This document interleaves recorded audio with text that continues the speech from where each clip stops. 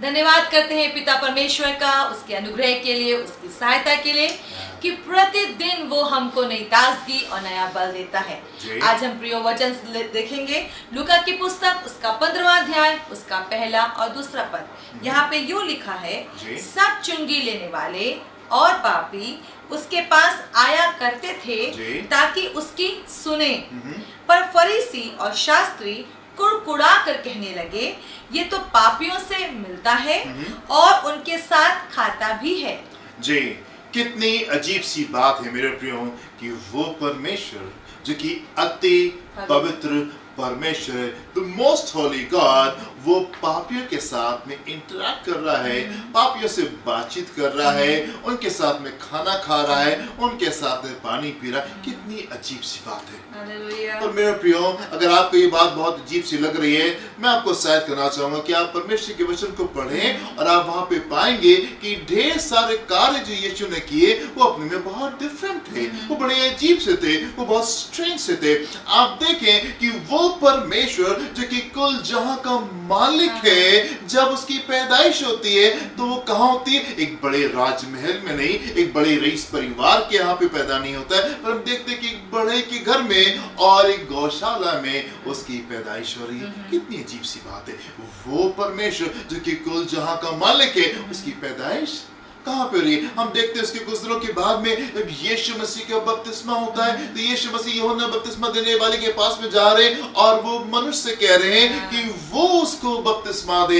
एक परमेश्वर जो है वो इंसान से बपतिस्मे को ले रहा है। कितनी अजीब सी बात है, कितना डिफरेंट सी बात है। प्रभु यीशु मसीह अजीब से काम करने वाले परमेश्वर थे। हम देखते हैं कि एक दिन वो सामरी स्त्री के पास में जाकर के उससे कहता है, तू मुझे पानी पिला। एंड सामरी स्त्री वो बिल्कुल शॉक्ड है, वो हैरान कि तुम गलीली होकर के, तुम नासरी होकर के तुम मुझसे कैसे पानी मांग सकते होगे? और फिर प्रभु कहते कि अगर तुम मुझसे पानी मांगती और तो मैं तुमको वो जल देता जिसको पी के तुम फिर कभी प्यासी नहीं होती। एंड ये सामरी स्त्री अब और भी ज्यादा हैरान है। वो कह रही है, आपके पास में कुछ पानी निकालने के लिए तो है नहीं, आप कैसे मुझे पानी दोगे? यीशु मसीह बहुत डिफरेंट काम को करने वाले, अजीब से काम करने वाले परमेश्वर थे मेरे प्रियो। जब उसको पता चला कि लाजर जो है वो बीमार है तो प्रभु यीशु मसीह फौरन नहीं गए। उसके कुछ दिनों बाद लाजर मर जाता है, फिर भी प्रभु यीशु मसीह वहां नहीं पहुंचते। 4 दिन के बाद में प्रभु यीशु मसीह वहां पे पहुंचते। ना उनको बाकी की स्टोरी पता है, इसलिए उनको मालूम है कि यीशु मसीह बाद में क्यों गए थे। लेकिन आप देखें, अगर आप उस कहानी को हटा दें, अगर आप उन वचन को हटा दें, तो आप देखें कितनी अजीब सी बात है। यीशु को पता चला कि लाजर बीमार है और यीशु मसीह वहां नहीं गए उसको चंगाई देने के लिए। He is such a different God. कितना डिफरेंट परमेश्वर। आप देखें कि यीशु मसीह चेलों के साथ में जा रहे, नाव में जा रहे, एंड वहां पे तूफान आ जाता है। यीशु मसीह अपने चेलों के साथ में जा रहे, नाव में सफर कर रहे हैं और उस समय तूफान इस कदर आ जाता है कि नाव डूबने पर है, नाव डूबने पे है। He is such a strange God। इतनी अजीब से कार्य को करने वाला परमेश्वर मेरे प्रियो। हम देखते हैं कि एक दिन क्या हुआ कि एक वो स्त्री जो कि व्यभिचार में पकड़ी गई थी, उसको लोग यीशु मसीह के पास में लेकर के आते। एंड आपको पता है यीशु ने क्या किया?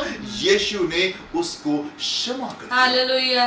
यीशु ने उसको क्षमा कर दिया। वो परमेश्वर जो कि अति पवित्र परमेश्वर, जो कि न्यायी परमेश्वर है, उसको सबसे बड़ा पत्थर तो उसको मारना चाहिए था। बट हियर इट इज, आप यहाँ देखें कि यीशु मसीह क्या करे कि यीशु ने उसको क्षमा किया।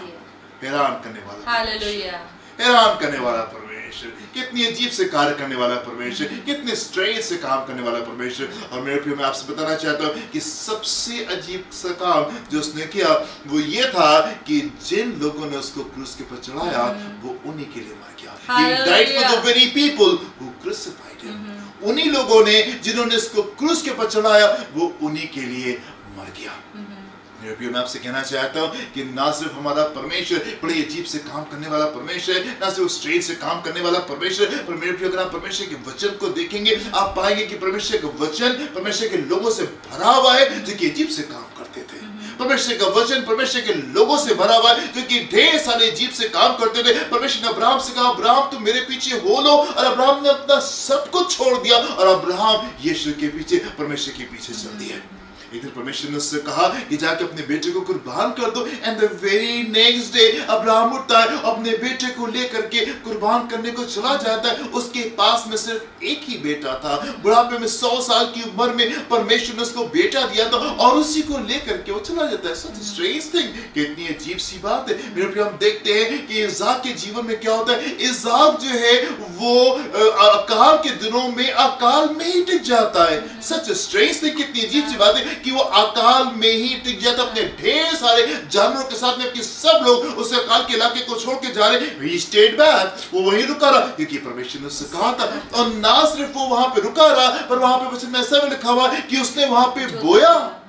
अकाल के दिनों में वो बो रहा है। कितनी अजीब सी बात है। और ना सिर्फ अकाल के दिनों में बो रहा है, पर वो 100% अकाल के दिनों में काट भी रहा है। और भी ज्यादा अजीब सी बात कि ना सिर्फ अकाल के दिनों में बो रहा है, पर अकाल के दिनों में वो भरपूरी के साथ में काट भी रहा है। और उसी अध्याय में लिखा हुआ है कि उन्हीं अकाल के दिनों में वो अति महान पुरुष बन गया। परमेश्वर का वचन ढेर सारे ऐसे लोगों से भरा हुआ है जो कि अजीब से काम करते रहे। हम दाऊद के जीवन में देखते हैं, जबकि वो छोटा सा था, वो शेर के पीछे भाग गया।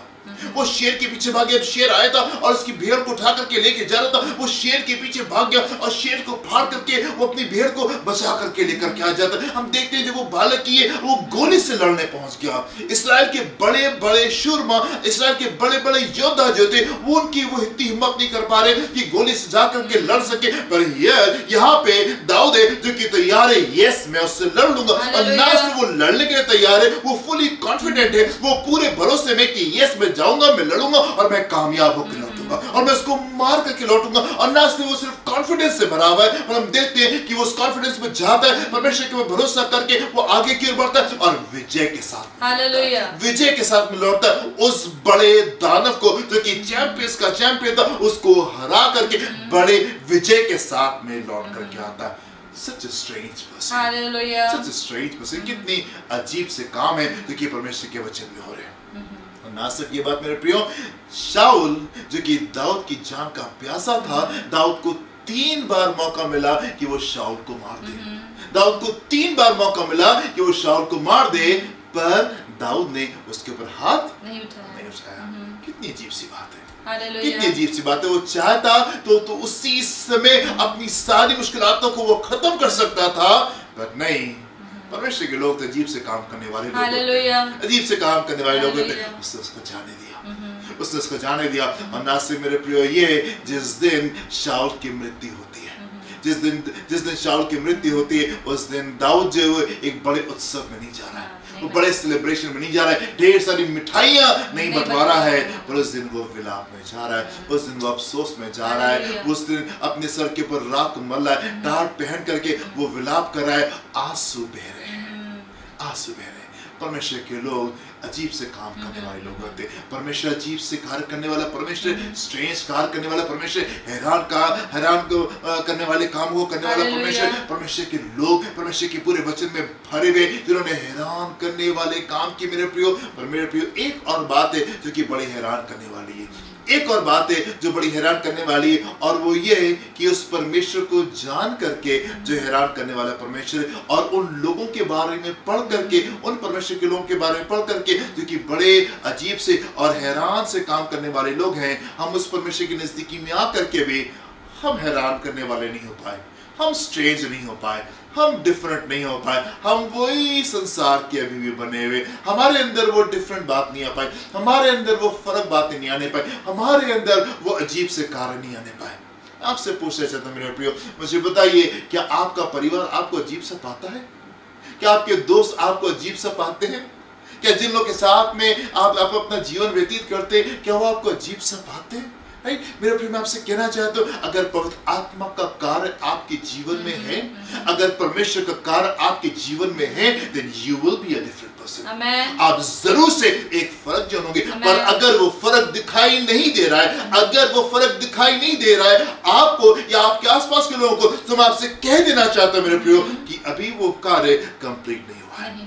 अभी पवित्र आत्मा का कार्य आपके जीवन में कायदे से नहीं हो पाया मेरे प्रियो, क्योंकि जब पवित्र आत्मा हमको छूता है, जब यीशु हमको छू लेता है, हमारा जीवन बदल जाता है, हमारे जीवन बदल जाता है, हम अजीब से हो जाते, अजीब सी शांति हमारे हृदय में रहती, अजीब सी मुस्कुराहट हमारे चेहरे के ऊपर रहती, अजीब सी कॉन्फिडेंस हमारे जीवन में रहता है, हमारी सोच बहुत डिफरेंट होती, हमारे ख्याल बहुत फर्क होते, जिन बातों में संसार विलाप कर रहा होता है और टेंशन में जा रहा होता है, हम मुस्कुरा रहे थे, हम आनंद कर रहे थे, क्योंकि अजीब सी शांति हमारे हृदयों में रहती है। Hallelujah, hallelujah. हम वो डिफरेंट लोग हैं, हम वो फर्क लोग हैं। परमेश्वर ने, पवित्र आत्मा ने हमको बदल दिया, हमारी सोच अलग हो चुकी, हमारी बातचीत अलग हो चुकी, हमारा उठना, हमारा बैठना, हमारा चलना, हमारा फिरना, हमारे बारे में सारी बातें डिफरेंट हो चुकी है, सारी बातें डिफरेंट हो चुकी। मेरे प्रियो, आपका परिवार आपको कैसे देखता है?